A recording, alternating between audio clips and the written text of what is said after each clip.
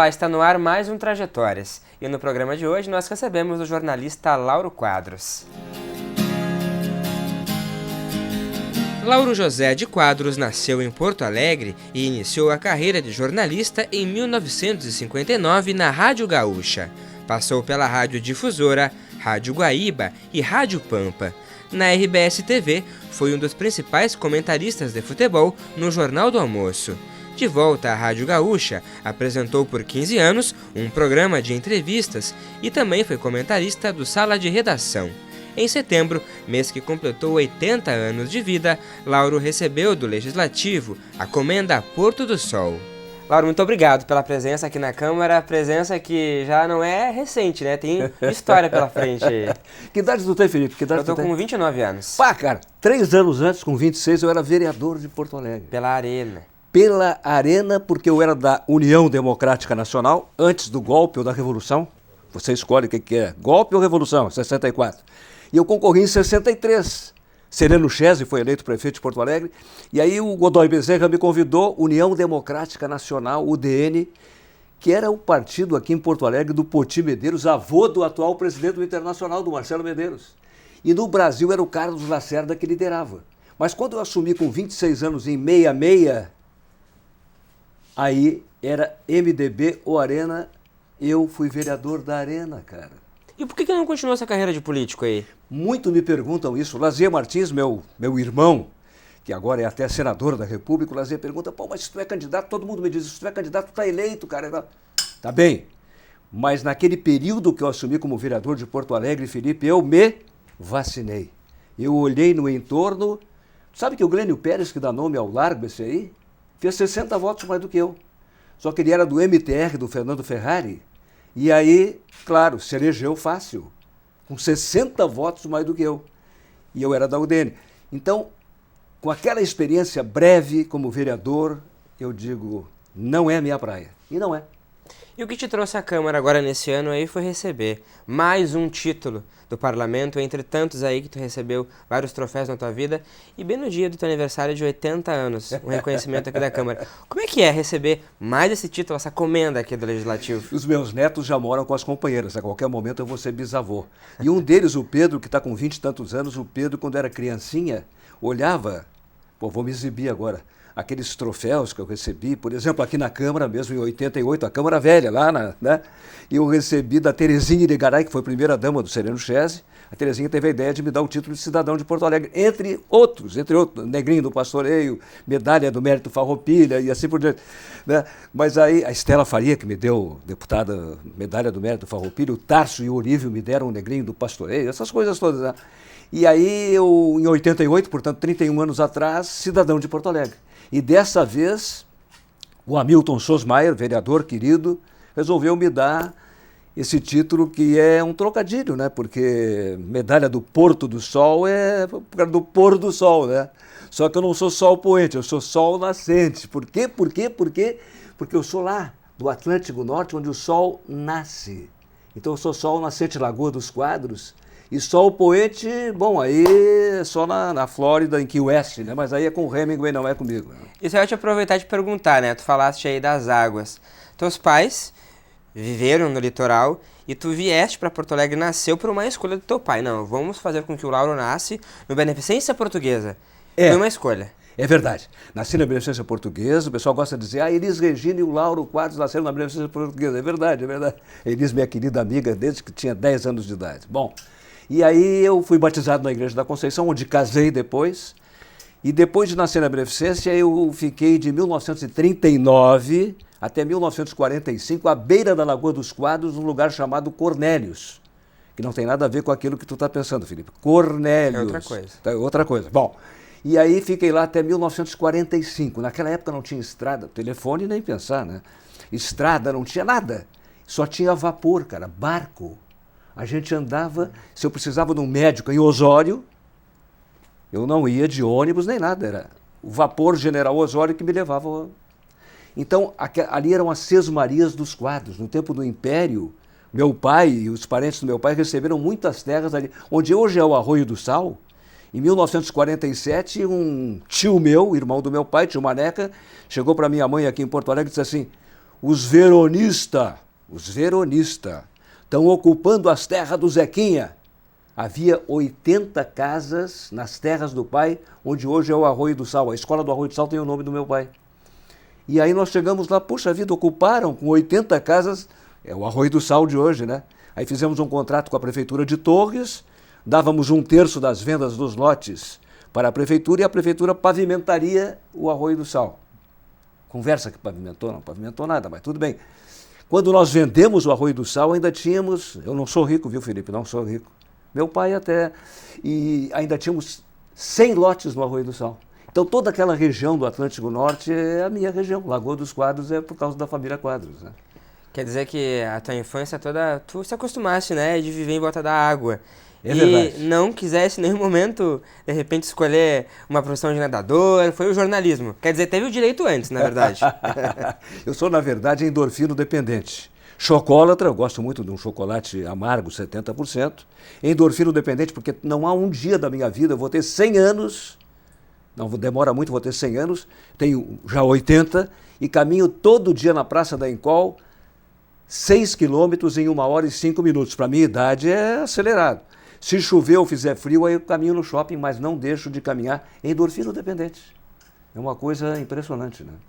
Para tu ter uma ideia de como eu sou velho, Felipe, minha primeira Copa do Mundo é 57 anos atrás, cara. No Chile, em 62, quando o Brasil foi bicampeão do mundo. Naquele tempo não tinha essa história de entrevista coletiva, não. Eu jogava ping-pong com o Garrincha na concentração, na boa. Elza Soares, que depois ficou com o Garrincha, fazia um show com o Louis Armstrong em Valparaíso, que é a cidade gêmea de Vinha del Mar, e aí se apaixonaram e tudo, né? E eu tenho tantas lembranças dessa Copa do Mundo. O Brasil foi bicampeão, tinha sido em 58 campeão na Suécia, né? Eu estou lembrando a final contra a Tchecoslováquia, hoje República Tcheca, o Brasil ganhou 3-1. E aí terminou aquela festa, os repórteres eram o Streck e eu, falecido Streck, eu com a Motorola, que é o microfone volante, né? E aí o Flávio Alcaraz Gomes, também já falecido, nos arrebatou a Motorola. Pá! Ele não entendia nada de futebol. Era um cara muito inteligente. Mas futebol não entendia. Foi na direção de um jogador que estava chorando e ele disse, aqui está o Amarildo. E o cara deu o microfone e o cara chorando, eu não sou o Amarildo, eu sou o Zagallo. Até isso aconteceu. Copa de 62. É muita história para resgatar, é muita história. E essa história de escolher o jornalismo, a comunicação, é o DNA mesmo que fala mais alto aí, tua mãe te incentivando com as poesias. Como é que foi essa história? Tu tá sabendo, Felipe. Chegava em casa, minha mãe com o Olavo Bilac, né? Armas num galho de árvore o alçapão. E em breve uma vizinha descuidada, batendo as asas, cai na escravidão. Dás-lhe então por esplêndida morada a gaiola dourada. Dás-lhe alpiste, água fresca, ovos e tudo. E por que tendo tudo, há de ficar o passarinho mudo, arrepiado e triste sem cantar? É que criança os pássaros não falam. Gorjeando apenas a sua dor exalam, sem que os homens os possam entender. Se os pássaros falassem, talvez os teus ouvidos escutassem esse cativo pássaro dizer, e por aí vai, é o pássaro cativo do Olavo Bilac. Depois no Rosário me transformei em locutor dos alto-falantes do Rosário. Lá que tu conhecesse o Abu Janra. É, lá que eu conheci. O Abu Janra. Sim, o Antônio Abu Janra.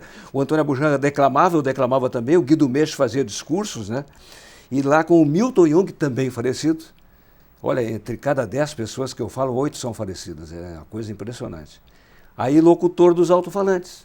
Aí no Citroën, aquele Citroën preto do tempo da Segunda Guerra Mundial, do velho Romualdo, pai do Milton, nós fomos, o Milton já guiava, eu tinha 15 anos, o Milton tinha 18, 19, fomos fazer um teste na Rádio Canoas, que depois virou Rádio Metrópole. Aí tudo começa, cara, é uma coisa impressionante. O Milton que te iniciou aí, então, na rádio, foi, digamos, com o Milton, ou foi na escola? Junto com o Milton, nós éramos locutores dos alto-falantes, né? E o que era esse trabalho nos alto-falantes ali no colégio? O que tu fazia de locução? Os irmãos maristas inventaram que a gente tinha que fazer uma locução nos alto-falantes para dar o noticiário, aquilo que interessava aos alunos, né? Então, a gente era locutor dos alto-falantes. E, Lauro, tem uma história também que aos 11 anos, tu foi pro seminário com teu irmão. Que história foi essa? Tu ficou só um ano lá, mas depois não ficou mais. O que eu que fiquei houve? um ano, para tu ter uma ideia, Felipe. Eu tinha 11 anos de idade e o Dadeus Grins, ex-arcebispo de Porto Alegre, tinha 14 anos de idade. O Dadeus agora foi ordenado como padre há 58 anos. Eu seria padre há 55 anos. Os meus filhos já têm 58, 57, 56, quer dizer, eu decidi não ser padre.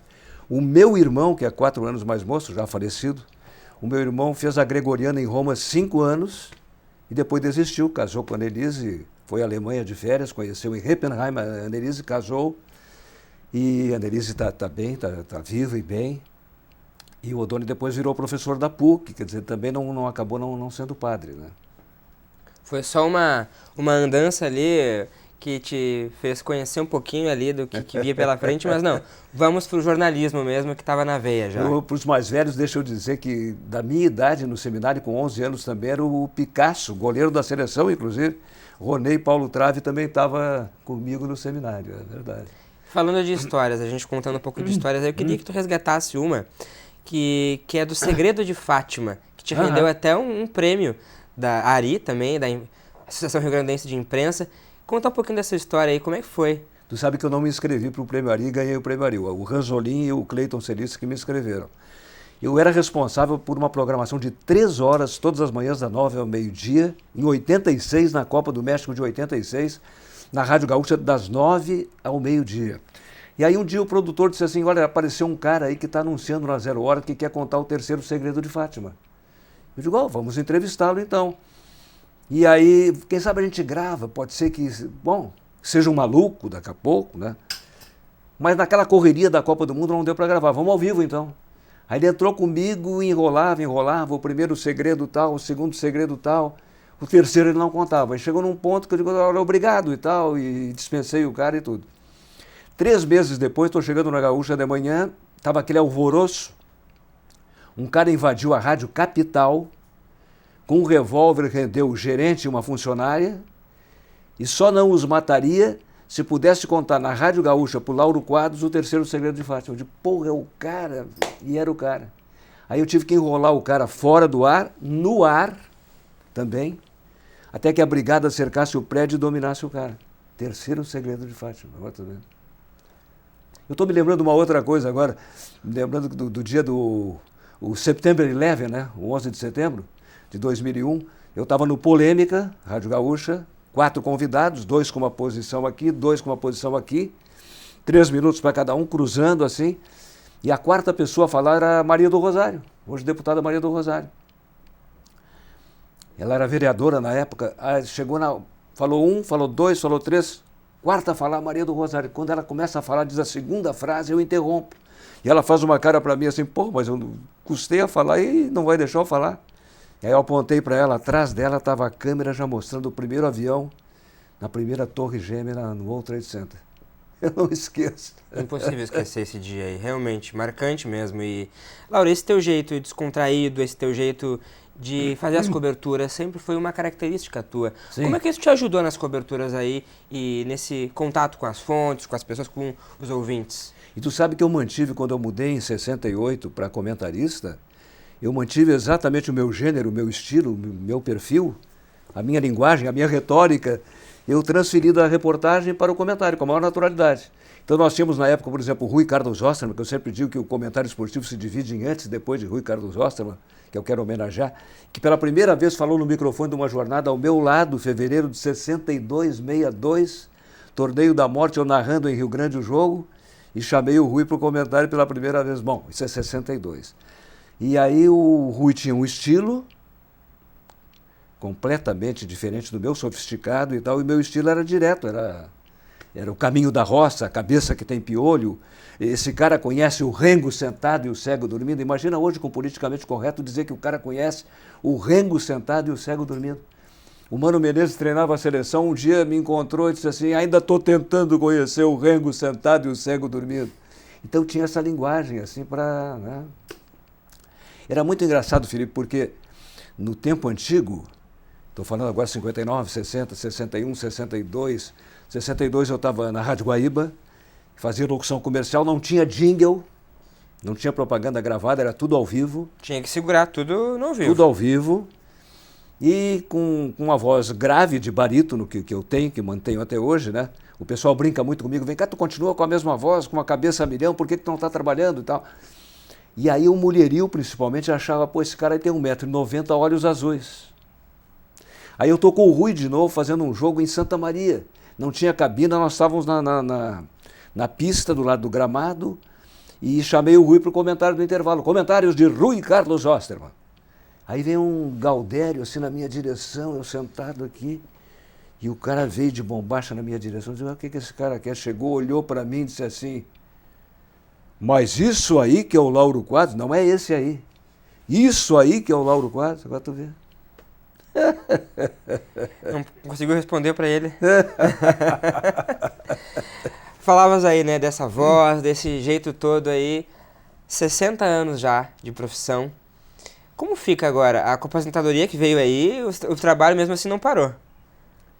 O pessoal me assedia muito para ir na rádio, para ir na televisão. Semana passada, 50 anos da Bandeirantes, que eu trabalhei nas décadas de 70, no canal 10, que era TV Difusora, depois virou TV Bandeirantes. Foi a primeira transmissão a cores do Brasil aqui, naquela época, né? Foi tão engraçado porque quando o Carlos Bastos me convidou para ir para a televisão, eu trabalhava na rádio, baixinho, feinho, né? E aí o Bastos chegou para a direção do canal 10 lá, eu quero trazer o Lauro Quadros para trabalhar na televisão. Aí o Ronald Pinto, o César Valmor, o pessoal lá olhou para o Bastos e disse assim, mas esse cara feio na televisão? Não queriam me contratar porque eu era feio. Aliás, sou feio. E aí me levaram e deu certo. Quer dizer, parece que deu, né? Aliás, estou lembrando do Canal 10, tem uma historinha assim, ó. A gente fazia o Câmera 10, o Camisa 10, o Porto Visão, que concorria com o Jornal do Almoço, e o Jogo Aberto, que foi um programa que o falecido José Asmusso invadiu para agredir o Gilberto Medeiros, também falecido, o pai do Marcelo Medeiros. Jogo Aberto, que quem comandava era o Geraldo José de Almeida, o grande Geraldo José de Almeida, narrador da Copa de 70, tudo e tal. E aí, rapaz, eu trabalhava lá, senadora, ainda há pouco senadora Ana Amélia Lemos. E também a Miss Universo Ieda Maria Vargas, no Câmera 10 ali, nós trabalhávamos juntos. E aí um dia a Ana Amélia perguntou para o Bastos assim, essa história eu já contei tantas vezes, mas perguntou assim, ô Bastinhos, por que eu ganho 5 mil e a Ieda ganha 10 mil? E o Bastos olhou para ela e respondeu firme, porque a Ieda Maria Vargas é Miss Universo e tu foste Miss Lagoa Vermelha. Coisas, né? Pois é, essa rotina aí, né, de rádio, de jornalismo diário aí.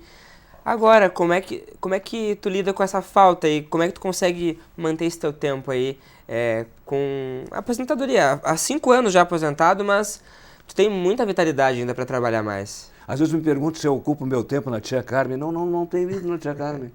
Eu faço a minha caminhada, que eu já falei para ti, né? Fico vendo a TV Câmara, fico vendo. Importante. Às vezes Globo News, Band News. Importante.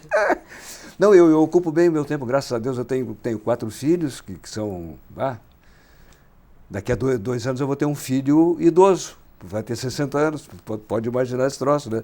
A qualquer momento eu posso ser bisavô, porque tenho 2 netos que já moram com as companheiras, né? Isso pode acontecer. Eu estou lembrando histórias, Felipe, eu estou muito prolixo aqui, não deixo nem tu falar, né? A fala é toda tua. Pois é, eu estou me lembrando agora, o Roberto Kovalik, conhece? O Roberto Kovalik é um grande repórter, foi o homem da Globo em Tóquio, foi o homem da Globo em Londres, agora está de volta no Brasil. E o Roberto Kovalik adora contar uma história. Quando ele chegou estagiário na Rádio Gaúcha, ele olhava assim, Paulo Santana, falecido, Rui Carlos Osterman, Lauro Quadros, e ele estava impressionado. Aí houve uma eleição, e eu estava no comando ali, digamos, no estúdio, né? E o Kovalik estava lá no Tribunal Regional Eleitoral. Já estava um pouco mais desembaraçado, né? Já não estava com aquele medo assim, de trabalhar com as figuras e tal. Aí o Kovalik entra comigo e diz assim, tem um cara aqui, um candidato que está atrás de mim e está pedindo, Lauro, só faltou me chamar de seu Lauro, né? Está pedindo, Lauro, por favor, para ver como é que ele está aí na contagem de votos. Aí eu respondi, ele adora contar, Kovalik, Se tu não é candidato e ele está aí atrás de ti, tu imagina aqui como é que ele está. Ele adora contar. Lauro, falavas para mim antes da entrevista que resides agora na Bela Vista, aqui em Porto Alegre. Sim. Quando veio para Porto Alegre depois dos 5 anos de idade, onde é que tu cresceu aqui na cidade? Onde é que tu pôde criar laços aqui com o Capão? Um ano, com 5 anos de idade, um ano na Benjamin Constant, que não marcou muito para mim, mas marcou muito. Foi quando eu fui no dia 31 de janeiro de 46 para Ivo Corsé, em Petrópolis. E lá eu fui criança, fui adolescente. Nós temos um jantar do pessoal da Ivo Corsé, todos idosos, né? Todo ano, em novembro, fim de novembro, nós temos esse jantar. Como temos do Colégio Rosário até hoje, os octogenários se reúnem para a turma dos ex-alunos do Colégio Rosário. Então eu fiquei muitíssimo tempo na Ivo Corsé, depois fui para Ijuí, a Avenida Ijuí. Quando me casei, João Pessoa, 7 anos, Protásio Alves, 7 anos, 30 anos na Soledade com Guaporé, e agora estou na Bela Vista, lá em cima estou na Bela Vista. Então... Circulou um bocado pela capital aí já. Aproveitando que a gente está aqui no Poder Público, na Câmara de Vereadores, Lauro, te perguntar, faltando 5 minutinhos para acabar o programa aí, como tá Porto Alegre hoje para ti, Lauro? Tu que pôde presenciar, circular pela capital durante todos esses anos aí, através do jornalismo também, fazer coberturas, como tu avalia a cidade hoje em que tu vive? Tu sabe que o Marquesanzinho, que é como eu chamo ele, porque lá no Instituto do Câncer Infantil, minha vida também se divide em antes e depois do Instituto do Câncer Infantil. Eu fui fundador, junto com outras pessoas, há 28 anos, construímos tudo lá no Clínicas. Esse ano inauguramos mais uma unidade no Hospital Conceição, sou presidente do Conselho do Instituto do Câncer Infantil há 28 anos. E lá eu sempre digo que é credibilidade e ausência de protagonismo. Então estou falando porque... Então tu me perguntaste... Como é que tu enxerga Porto Alegre hoje? Como está para viver? O Nelson Marquesan Pai até nos ajudou lá no começo do Instituto do Câncer Infantil. Por isso que eu chamo o prefeito de Marquesanzinho. E o Gustavo Painha, tanto no meu programa, que Painha é meu amigão vice-prefeito. Então não vou responsabilizar o atual governo. Não é uma coisa assim, é uma coisa de uma sucessão. A gente anda em Porto Alegre e fica apavorado, por exemplo, com os buracos de Porto Alegre, né? Agora, o Marquesan, que tem culpa disso, não. Isso é uma sucessão de governos, de dificuldades financeiras, dificuldades que o Eduardo Leite, meu amigo, está enfrentando aí no governo do Estado, que o Sartori enfrentava. Então é uma coisa... Quando me perguntaram assim também, por que tu não segue na política, eu canso de fazer gozação, fazer com o Brito, que eu vi o Brito nascer, conheci o Brito, ele tinha 19 anos, o Antônio Brito, com o Tarso, com o Olívio, com o Sartori, com a Ieda, com qualquer desses governadores, Jair Soares e o Germano Rigoto, eu sempre olho para eles e digo assim, para o Leite agora eu digo, como é que vocês aguentam? Tem que gostar muito disso. Eu não gosto disso. Então eu fico torcendo para eles, seja qual for o partido, eu não estou nessa de o cara se elege porque é anti isso, se elege porque é anti aquilo. Não, estou fora. O polêmico, eu fiquei naquele horário de 30 anos, era uma coisa sagrada. Essa dicotomia aqui, ó, 2 contra 2, cruzando, marcando 3 minutos para cada um, cruzando. Tal. O cara pergunta assim, tu é gremista ou colorado? Colorado ou gremista? O gremista pensa que eu sou colorado e o colorado pensa que eu sou gremista. Por quê? O gremista, eu dou um pau no Inter, o cara dou um pau no Grêmio, esse colorado, filho da mãe e tal. Dou um pau, o cara é colorado, eu dou um pau no Grêmio, normal, dou um pau no Inter, esse gremista, filho da mãe. Então, eu sou obsessivo compulsivo, não estou fazendo propaganda de mim, em matéria de imparcialidade. Então, voltando à vaca fria, ou à vaca quente, se quiser, né? Não é culpa desse ou daquele governo, é toda uma sucessão de problemas num país como o Brasil que enfrenta problemas. Né? Tá certo. Então, tu me perguntaste Porto Alegre como é que está. Olha, a gente desejaria que estivesse melhor, né, Felipe? Fica essa mensagem, então, do Lauro Quadros aí, para quem está nos assistindo aí. Lauro, muito obrigado pela presença. Foi um prazerzão de receber aqui, tá uma honra. 29 anos, então? 29 anos, estou indo para os 30 já. É? Acredita, eu já tive 29 anos. Obrigado, Lauro. Valeu. E o Trajetórias de hoje fica por aqui. Não esqueça que este e outros programas da TV Câmara você pode acompanhar pelo site do Legislativo ou também por meio das nossas redes sociais. Até a próxima semana.